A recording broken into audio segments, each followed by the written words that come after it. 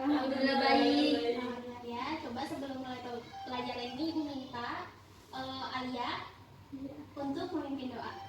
Mari kawan-kawan, sebelum kita belajar kita berdoa mulai. Selesai memberi salam. Assalamualaikum warahmatullahi wabarakatuh. Waalaikumsalam warahmatullahi wabarakatuh. Hari ini ada yang tidak hadir? Masuk semua. Alhamdulillah masuk semua. Nah, sebelum masuk pembelajaran, ada yang tahu? Coba Ibu minta amati dulu gambar ini. Perhatikan gambar di atas.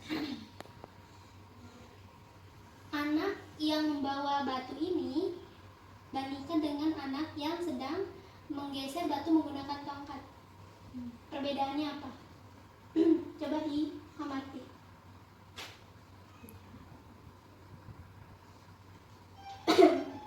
Sudah? Kira-kira apa? Diangkat ke tangan, digunakan tongkat. Iya.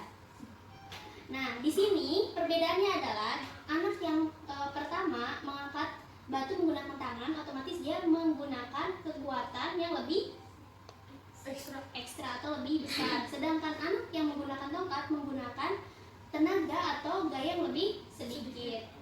Nah, kita akan membahas tentang pesawat sederhana. Apa itu pesawat sederhana? Pesawat sederhana adalah alat yang digunakan untuk membantu pekerjaan manusia. Jadi tongkat ini adalah salah satu alat yang digunakan untuk memudahkan pekerjaan manusia. Kalau kita ngangkat batu kan berat. Nah, kita menggunakan tongkat digeser supaya lebih mudah dan memperkecil gaya yang dihasilkan.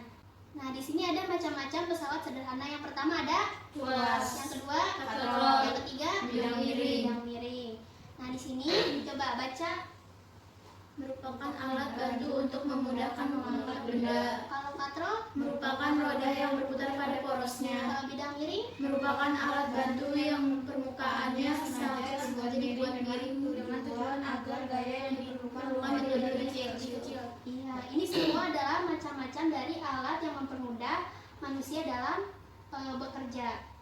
Nah, di sini Ibu punya model atau media. Di sini kalian coba pasang-pasangkan kira-kira susunannya yang tepat itu seperti apa. Pause dulu deh. Ini katrol. Jangan terlalu. Ini bidang miring.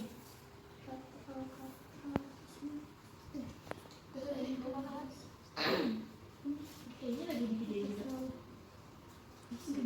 Selesai? Sudah. Oke. Di gambar pertama itu ada tentang tuas. Coba sebutkan tuas itu apa aja di sini. Palu, pemecahan biji-bijian, penjepit es, tang, pemecah biji, iya udah ya. Kereta sorong, Ini dulu deh. 3. Pemecah biji-bijian, Ya. stapler, penjepit es, kereta sorong. Terus kamu? Palu, Botol, palu, es, palu pencekam. Nah, di sini lanjutin deh. Ke bidang miring apa aja? Tangga, Iya. terus kereta sorong, mobil-mobilan, mobil yang apa itu turun prosot apa sih? Mobil tank prosotan. Ya, kamu? iya sama mobil. Sama. Coba kalau katrol. Ini apa itu? Timba. Timbaan air. Pengangkat barang. Iya. Terus sama roda apa ini? Roda katrol. Nah, betul semua ya, tapi ada sedikit yang salah. Tadi ada yang jawab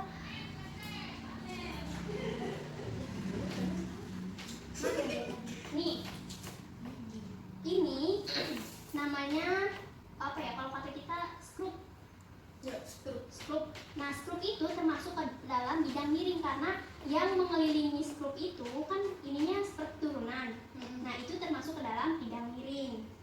Kemudian ini kereta sorong. Kereta sorong ini termasuk ke dalam tuas, bukan termasuk ke dalam bidang miring ya. Oke. Semuanya sudah baik, sudah bagus. Selanjutnya, tuas atau pengungkit. Nah, di dalam tuas atau pengungkit ini ada 3 titik. Yang pertama ada lengan beban, kemudian titik tumpu dan Lengan kuasa. lengan kuasa. Yang pertama, dalam tuas ini terdapat menjadi 3 golongan. Yang pertama, jenis pertama, titik tumpu berada di atas lengan beban, di antara lengan beban dan lengan kuasa. Contohnya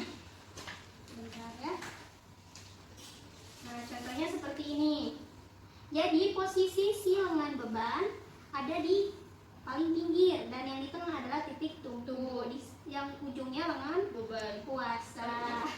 Kemudian yang kedua, tuas jenis kedua lengan beban berada di antara titik tumpu dan lengan puasa. Nah, berarti lengan bebannya ada di tengah, titik tumpunya ada di ujung, dan lengan puasanya di paling ujung sebelah kiri. Oh ya, kalau di kalian kanan, di ibu kiri. Oke, yang ketiga ada lengan puasa berada di antara titik tumpu dan lengan beban. Berarti lengan puasa terletak di tengah, titik tumpunya ada di ujung sebelah kalau Kiri. ibu di kalian kiri. Oke. Kemudian lengan bebannya di sebelah kanan. Contohnya apa? Tadi kalian sudah buat. Nah, contohnya kira-kira apa, ada yang tahu? Dari gambar itu apa?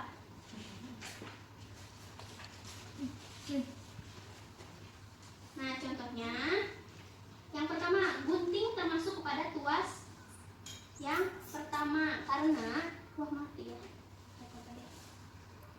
Karena si titik tumpunya berada di tengah, sedangkan si lengan bebannya yang kita lakukan usaha dia ada di sebelah sini kanan ya. Kemudian puasanya yang akan dilakukannya ada di sebelah kiri. Sama seperti tadi tutup botol dan juga gunting kuku serta ya stapler. Oke. Ya, selanjutnya amati gambar di depan ini. Gambar yang ini ya. Kira-kira ini orang sedang menaiki Tangga. Kemudian ini sama seperti tadi seseorang sedang memindahkan batu. Kemudian ini ada yang mendorong kardus ke truk menggunakan papan. Kira-kira apa yang dihasilkan? Tadi penjelasannya sudah ada loh di depan. Energi bidang miring. Iya, ini bidang miring dan dia menghasilkan gaya yang lebih kecil. Kalau kalian ngangkat kardus berat nggak? Berat. Kalau misalnya didorong menggunakan dibantu dengan papan, kira-kira memudahkan atau tidak? Iya. Kemudian kalau naik tangga, kalau lurus terus ke atas, capek nggak? Capek. Makanya dibentuk dengan miring. Kemudian juga ini batu, ketika dipindahkan, otomatis nggak bisa diangkat dong, harus ada alat bantunya. Kemudian ada katrol. Katrol sama dengan tuas tadi, dia memiliki titik tumpu, lengan beban, lengan puasa, sama-sama. Kemudian dalam katrol ini terdapat macam-macamnya. Pertama, katrol tetap. Katrol tetap ini posisinya tidak berubah seperti sumur timba. Kemudian kayak tiang bendera.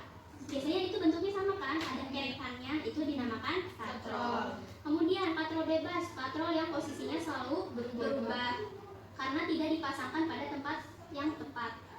Kemudian ada katrol majemuk, merupakan perpaduan dari katrol tetap dan katrol bebas yang dihubungkan dengan suatu tali. Jadi dia tuh gabungan dari katrol tetap sama katrol bebas.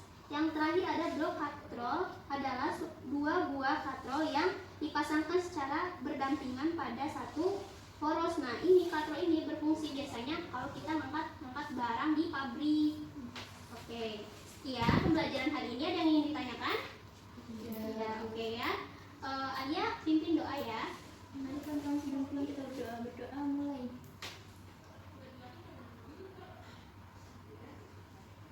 Berdoa selesai memberi salam. Assalamualaikum warahmatullahi wabarakatuh.